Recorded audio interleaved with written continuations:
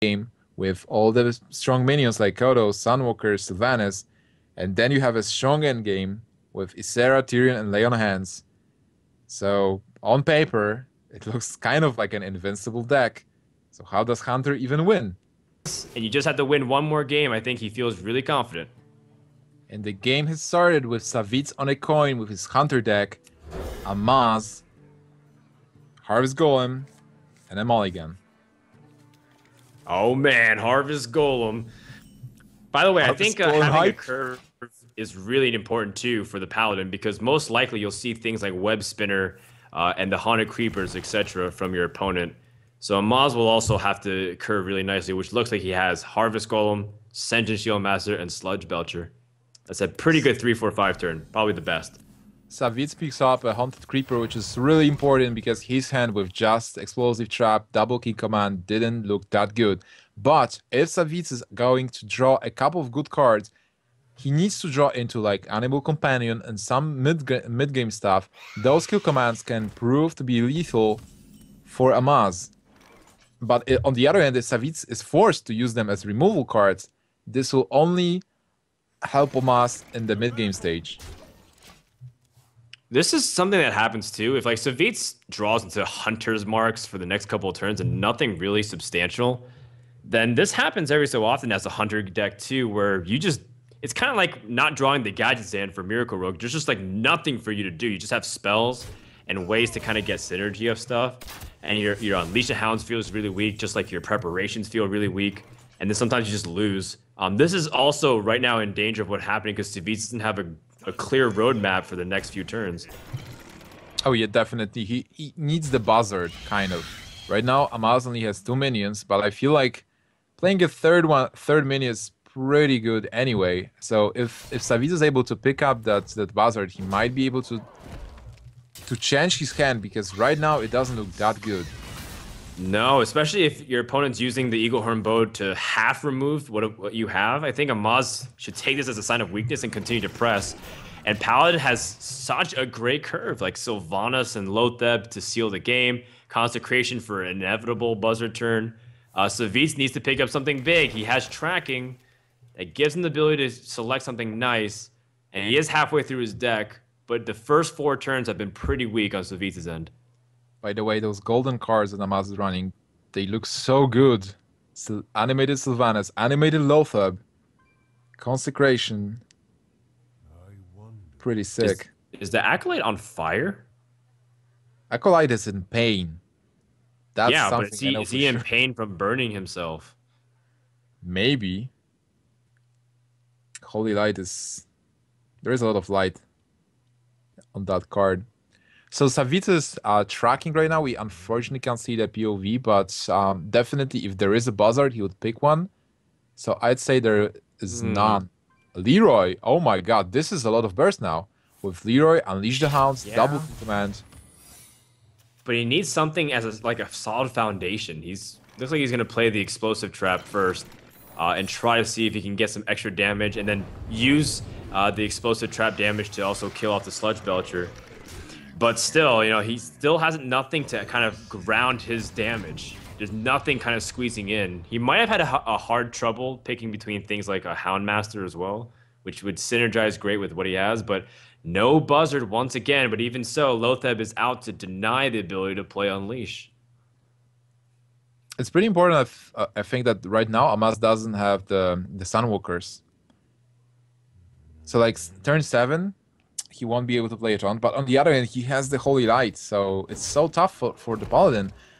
Basically, this matchup, sometimes it's so tough because being a hunter, you just deal with the board, with the Senjins. Oh no, he has Harrison Jones to take away the weapon.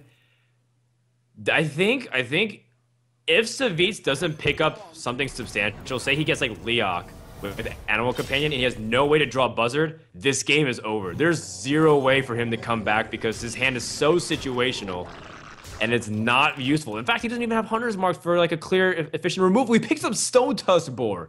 He has 10 health. Oh my god. He needs to draw something really nice here off of the Animal Companion, maybe Leox, then he can pair his Stone Tusk Boar with Unleash the Hounds. But what a cruddy hand if you're Savjz. And this does happen once in a while with those Hunters decks.